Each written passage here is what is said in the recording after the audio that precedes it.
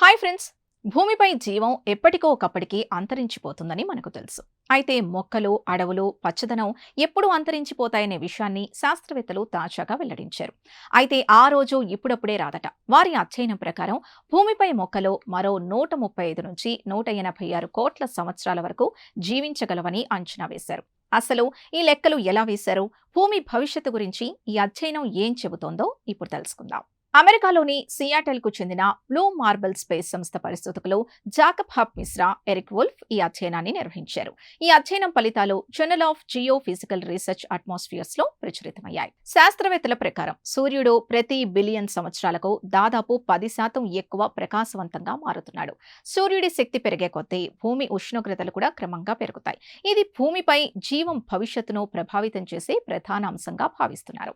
మొక్కల మనుగడలో కీలక పాత్ర పోషించేది కార్బన్ డయాక్సైడ్. మొక్కలు కిరణజన్య సంయోగ క్రియ కోసం దీనిపైనే ఆధారపడతాయి. అయితే రాళ్ల క్షీణత, వర్షాలు, భౌగోళిక ప్రక్రియల వల్ల కార్బన్ డయాక్సైడ్ క్రమంగా వాతావరణం నుంచి తొలగిపోతూ ఉంటుంది. ఈ అధ్యయనంలో పరిశోధకులు అత్యాధునిక 3D వాతావరణ నమూనాల్ని ఉపయోగించి భూమి భవిష్యత్తును అంచనా వేశారు. అలాగే కిరణజన్య సంయోగ క్రియ చేసి C3, C4, CAM రకాల మొక్కల్ని కూడా పరిగణలోకి తీసుకొచ్చారు. భూమిపై ఉన్న మొక్కల్లో దాదాపు 95% C3 రకానికి చెందినవేనని వారు తెలిపారు. అధ్యయనం ప్రకారం భవిష్యత్తులో కార్బన్ డయాక్సైడ్ స్థాయిలు ఎంత వేగంగా తగ్గుతాయనేది మొక్కల జీవిత కాలాన్ని నిర్ణయించనుంది.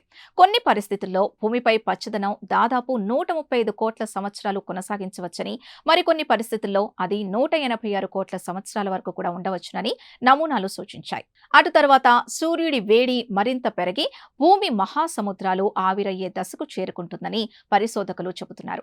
అప్పుడు సంక్లిష్ట జీవరాశులు, మొక్కలు క్రమంగా అంతరించిపోతాయి.